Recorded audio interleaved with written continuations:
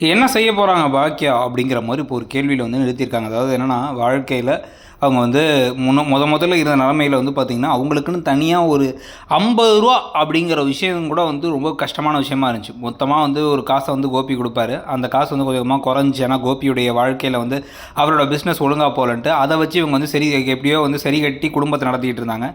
அப்போல்லாம் செடியன் 10 பைசா கொடுக்க மாட்டார், எழில் படிச்சுட்டு இருந்தாருன்னு இருந்துச்சு. ஸோ அதுக்கு பிறகு தான் வந்து பார்த்திங்க அப்படின்னா சில பல விஷயங்கள்லாம் வந்து இப்போ அடுத்தடுத்து நடக்க ஆரம்பிச்சிச்சு. அதில் என்னென்னா வந்து அவங்க தனியாக வந்து ஒரு பிஸ்னஸ் பண்ணலாம் அப்படின்னு வந்து அதுவும் யாரை பார்த்து ஆரம்பித்தாங்க அப்படின்னா அமிர்தாவை பார்த்து தான் ஆரம்பித்தாங்க.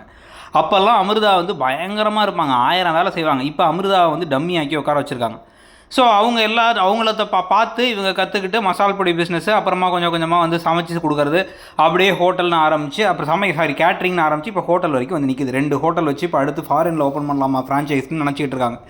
இதெல்லாம் வேறு தன்னோட மாமியார் பேரில் வேறு ஆரம்பிச்சிருக்காங்க. ஆனால் அதுக்கான கொஞ்சமாச்சும் நன்றி கடன் ஈஸ்வரிக்கு இருக்கான்னு கேட்டால் அதெல்லாம் கிடையவே கிடையாது. இவளுக்கு திமிர் வந்துருச்சு, ஹோட்டல் ஆரம்பித்த திமிரில் பேசுகிறா, கையில் காசு இருக்க திமிரில் பேசுகிறான்னு எல்லாம் பேசிக்கிட்டு இருக்க. இன்னுமே வந்து கோபியை தான் தலையில் தூக்கி வச்சு ஆடிக்கிட்டு இருக்காங்க. என்னன்னாலும் தான் ஆடாவிட்டாலும் தன் தசை ஆடும் அப்படின்னு தான்.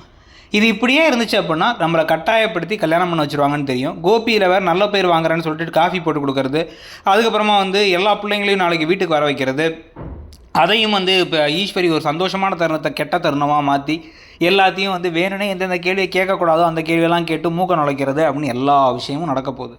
ஸோ அப்போ இத்தனை குழப்பங்கள், இத்தனை பிரச்சனைகளுக்கு இடையில் பாக்கியா எடுக்க வேண்டிய முக்கியமான முடிவு, இந்த கோபியும் ஈஸ்வரியும் இந்த வீட்டில் இருக்கணுமா வேணாமாங்கிறது தான். ஈஸ்வரியை நான் போக சொல்லலை, ஆனால் கோபி இந்த வீட்டில் இருக்க வேணாம். இருந்தால் தானே இத்தனை பிரச்சனை வருது. அவர் கிளம்பி போகட்டும்.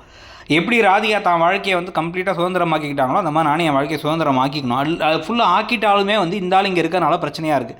அதனால் வீட்டை விட்டு கிளம்புங்க அப்படின்னு வந்து பாக்கியா ஒரு முடிவு எடுக்கணும். அந்த முடிவை ஸ்ட்ராங்காக எப்போ எடுக்க போகிறாங்க அப்படிங்கிறத பார்க்கலாம். அதுக்கு பிறகு ஈஸ்வரி என்ன முடிவு எடுக்க போகிறாங்க, இந்த கதையோட முடிவு என்னவாக இருக்க போகுது. ஏன்னா இதுக்கு மேலே ரொம்ப இழுத்துட்டு போகிற அளவுக்கு புதுசாக எந்த கதைக்களமும் இல்லை இந்த ஆகாஷ் இனியா கல்யாணத்தை தவிர. ஸோ நீங்கள் என்ன நினைக்கிறீங்க இதெல்லாம் பற்றி அப்படிங்கிறத சொல்லிவிட்டு இடம்பொருள் சேனலை சப்ஸ்கிரைப் பண்ணுங்கள். தேங்க்யூ.